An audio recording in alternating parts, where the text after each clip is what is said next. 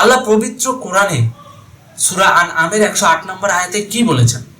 তোমরা মূর্তি পূজারীদেরকে কিংবা অন্য ধর্ম যারা পালন করে, যারা আল্লাহকে মানে না, না মেনে অন্যকে আল্লাহর জায়গায় বসিয়ে উপাসনা করে, তোমরা কখনোই তাদের উপর অত্যাচার করবে না, তোমরা কখনোই তাদের উপর জোর জবরদস্তি করবে না। কারণ তোমরা যদি তাদের উপর অত্যাচার করো, তোমরা যদি তাদের উপর জোর জবরদস্তি করো, তোমাদের উপরে বিরক্ত হয়ে তারা তোমার আল্লাহকে, তোমার নবীকেই গালিগালাজ করবে অজ্ঞাতবশত। তাহলে দিন শেষে কি দাঁড়ালো? আল্লাহর সম্মান কিন্তু আমাদের এই মুসলিমদের হাতেই ন্যস্ত। আমরা আমাদের কর্মকাণ্ডের মাধ্যমে আমাদের আল্লাহকে, নবীকে বিতর্কিত করতে পারি না এবং আমরা করব না। আমরা যেন সবাই সংখ্যালঘুদেরকে স্নেহের চোখে দেখতে পারি, সেই জিনিসটা আমাদের চর্চা করা উচিত। আল্লাহ যখন তাদেরকে হিদায়াত দিবে, আপনার আমার জোর করা লাগবে না, অটোমেটিক তারা শান্তির পথে চলে আসবে। এখন তারা যেটা করতেছে করতে দেন, আল্লাহ হয়তোবা তাদেরকে এইভাবেই মানে তাদের ভাগ্যে লিখে রেখেছে। সো এই জিনিসটাকে আমরা জোর করে যখন তাদেরকে ইসলাম মানাইতে যাব না, এই জিনিসটা হিতে বিপরীত হবে, বরং আল্লাহ এখানে অপমানিত বোধ করবেন, নবী সাল্লাল্লাহু আলাইহি সাল্লাম এখানে অপমানিত বোধ করবেন। কারণ এটা কোরআনে যেহেতু আসছে, হাদিসেও না, কিন্তু কোরআনে, পবিত্র আল কোরআন যেটা চূড়ান্ত জীবন বিধান, সেখানে এসেছে। তাহলে এখানে কিন্তু এই বিষয়টাকে সস্তাভাবে নেওয়ার কিছু নাই। সুতরাং সংখ্যালঘুদের উপর আপনারা আক্রমণ চালায়েন না। আজকে রাজবাড়িতে দেখলাম যেটা ঘটনা ঘটেছে, মন্দিরে গিয়ে হামলা চালিয়েছে, মূর্তি ভাঙচুর করেছে। কেন ভাই, কি দরকার? আপনার কি আল্লাহ দায়ভার দিয়ে রাখছে যে ওদেরকে জোর করে হিদায়াতের পথে নিয়ে আসেন? আল্লাহ যখন অটোমেটিক্যালি আধ্যাত্মিকভাবে ওদেরকে হেদায়েত দিবে, ওদের মন মানসিকতা চেঞ্জ করে ফেলবে, ওরা এমনি চলে আসবে শান্তির পক্ষে, ওরা এমনি চলে আসবে তখন শান্তির পক্ষে। আর না আসলে নাই, সেটা ওদের জীবন ব্যবস্থা, ওদের মানে হিসাব ওরা দিবে পরকালে। আপনার আমার কি? আপনি পূজা সমর্থন করেন না, ভালো কথা, আপনি আপনার ধর্ম চর্চা নিয়ে থাকেন। অন্যের ধর্মে বাধা দেওয়ার আপনি কে ভাই? ইসলাম কি আপনাকে সে দায়িত্ব দিয়েছে? মোটেও না। হ্যাঁ, ইসলাম যেমন মূর্তি পূজার সমর্থন করে না, ঠিক একইভাবে ওই ইসলামে, ওই আল কোরআনে বলা আছে যে যারা অন্য ধর্ম পালন করে তাদের উপর তোমরা অত্যাচার করো না, তারা তাদের ধর্ম পালন করুক, তোমরা বাধা দিও না। তোমরা তোমাদের ভালোটা চর্চা করো, যাতে ভবিষ্যতে তোমাদের ভালো দেখেই মানুষ তোমাদের প্রতি আগ্রহী হয়। এটাই হচ্ছে মূল রুট প্ল্যান ইসলামের। সেখানে কি দেখা যাচ্ছে? মন্দিরে হামলা, মূর্তি ভাঙচুর। কি দরকার আছে আমার আরেক ধর্মের মানুষের উপর অত্যাচার করার? কি দরকার আছে? এটা কি আল্লাহ কোরআনে বলেছে যে আরেক ধর্মের মানুষকে আপনি অত্যাচার করেন? কেউ বলেছে কখনো? সূরা আনআমের 108 নম্বর আয়াতে আল্লাহ স্পষ্ট বলেছে যে তোমরা তাদেরকে, যারা মূর্তি পূজা করে কিংবা আল্লাহ ব্যতীত অন্য কাউকে উপাসনা করে, তাদেরকে কখনোই অত্যাচার করো না, গালি দিও না। যদি তোমরা এটা করো তাহলে তারা সীমা লঙ্ঘন করে তোমার আল্লাহকেই অজ্ঞাতবশত গালি দিবে। অর্থাৎ ওরা তো অজ্ঞাতবশত আছে, ওরা তো জ্ঞাত না, অজ্ঞাত। তারপরেও যদি ওরা করে, তোমরা যদি তারপরেও তার উপর অত্যাচার করো, তাহলে তোমাদের উপর বিরক্ত হয়ে তোমার আল্লাহকেই ওরা গালি দিবে। তার মানে কি? আপনার আমার, আমরা যে মুসলমান দাবি করি নিজেকে, আমাদের নিজেদের কর্মকাণ্ডের উপরেই কিন্তু আল্লাহ তাআলার সম্মানটা নির্ভর করতেছে। যদিও আল্লাহ তাআলা মহাজ্ঞানী এবং সম্মানী, তার সম্মান আমাদের মানুষের থেকে অনেক উপরে, কিন্তু মানুষের মাঝেই তো মানুষ আবার বিভেদ তৈরি করতেছি, মানুষের মাঝেই তো মানুষ আবার ভেদাভেদ তৈরি হয়ে আছে, বিভক্ত আছে, সবাই তো এক ধর্মের না। তো সুতরাং অন্য ধর্মের যারা, তাদেরকে জোর করে আমাদের ধর্মে নিয়ে আসার কোনো কারণ নেই। কারণ আমরা যদি জোর করি কিংবা আমরা যদি তাদের উপর অত্যাচার করি, পরবর্তীতে দেখা যাবে কি তারা আমাদের উপর বিরক্ত হয়ে আমার আল্লাহকে গালি দিচ্ছে, আমার নবীকে গালি দিচ্ছে। সেটা কিন্তু এক প্রকার অপমান। আমার কারণে আমার আল্লাহ, আমার নবী যদি অপমানিত হয়, এটা মোটেও কাম্য নয়। এজন্য প্রিয় ভাই, যারা এই ভিডিওটা দেখছেন বা যে বোনেরা এই ভিডিওটা দেখছেন তাদের প্রতি অনুরোধ থাকবে, আপনারা দয়া করে মূর্তি ভাঙচুর কিংবা ধরেন অন্য ধর্মের মানুষের উপর অত্যাচারের যে বিষয়গুলো, এগুলো নিয়ে উৎসাহী হবেন না, মন্দির ভাঙচুর করতে যাবেন না। আল্লাহর সাফ নিষেধ আছে মন্দির ভাঙ্গা কিংবা অন্য ধর্মের মানুষের উপর অত্যাচার করার ব্যাপারে।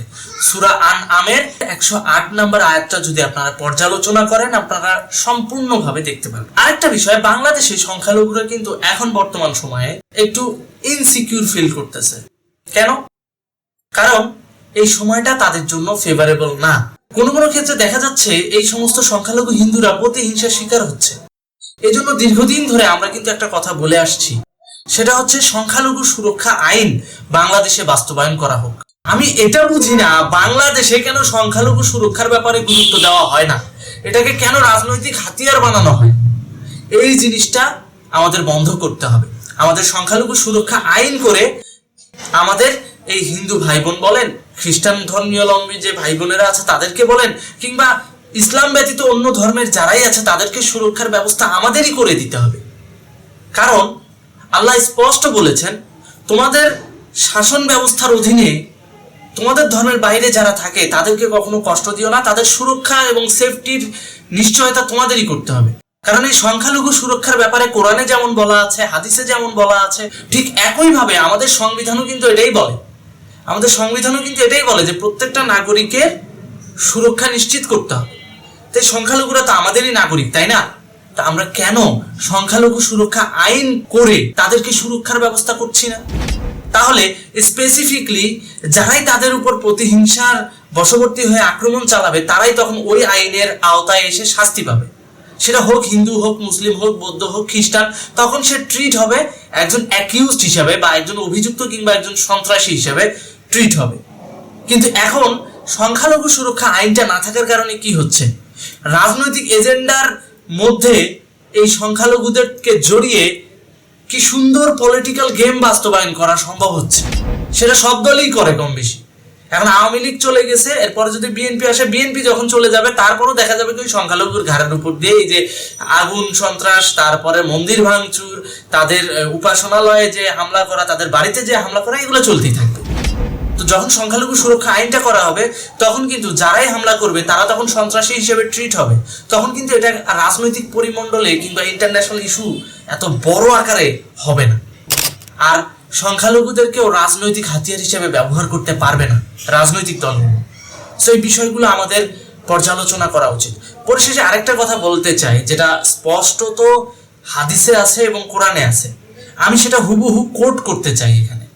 সেটা হচ্ছে আল্লাহ পবিত্র কোরআনে সূরা আনআমের 108 নম্বর আয়াতে কি বলেছেন, তোমরা মূর্তি পূজারীদেরকে কিংবা অন্য ধর্ম যারা পালন করে, যারা আল্লাহকে মানে না, না মেনে অন্যকে আল্লাহর জায়গায় বসিয়ে উপাসনা করে, তোমরা কখনোই তাদের উপর অত্যাচার করবে না, তোমরা কখনোই তাদের উপর জোর জবরদস্তি করবে না।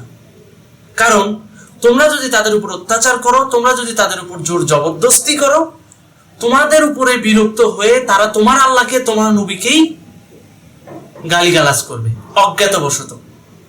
তাহলে দিন শেষে কি দাঁড়ালো? আল্লাহর সম্মান কিন্তু আমাদের এই মুসলিমদের হাতেই ন্যস্ত।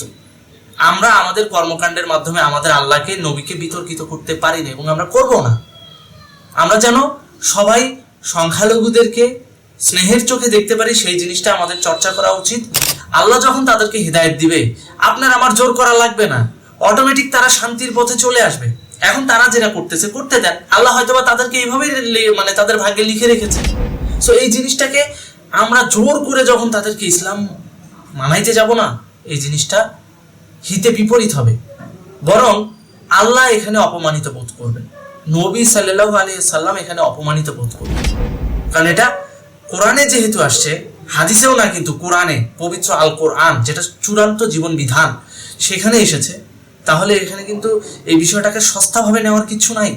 সুতরাং সংখ্যালঘুদের উপর আপনারা আক্রমণ চালায়েন না। আজকে রাজবাড়িতে দেখলাম যেটা ঘটনা ঘটেছে, মন্দিরে গিয়ে হামলা চালিয়েছে, মূর্তি ভাঙচুর করেছে। কেন ভাই, কি দরকার? আপনার কি আল্লাহ দায়ভার দিয়ে রাখছে যে ওদেরকে জোর করে হিদায়াতের পথে নিয়ে আসেন? আল্লাহ যখন অটোমেটিক্যালি আধ্যাত্মিকভাবে ওদেরকে হিদায়াত দিবে, ওদের মন মানসিকতা চেঞ্জ করে ফেলবে, ওরা এমনি চলে আসবে শান্তির পক্ষে, ওরা এমনি চলে আসবে তখন শান্তির পক্ষে। আর না আসলে নাই, সেটা ওদের জীবন ব্যবস্থা, ওদের মানে হিসাব ওরা দিবে পরকালে। আপনার আমার কি? আপনার আমার জন্য আমার আল্লাহ খোদা তো বদনামের ভাগিদার হতে পারে না। এই জন্য আমি এই ভিডিওর মাধ্যমে দুইটা মেসেজ দিতে চাচ্ছি। নাম্বার 1, কেউ মূর্তি ভাঙার সঙ্গে জড়াবেন না, কিংবা সংখ্যালঘু কোনো সম্প্রদায়কে ক্ষতিগ্রস্ত করবেন না। 2, সেটা হচ্ছে আমাদের দেশে সংখ্যালঘু সুরক্ষা আইনটা দ্রুত যেন প্রণয়ন হয় সেই ব্যবস্থা করবেন, সেই দাবিটা তুলবেন। ধন্যবাদ।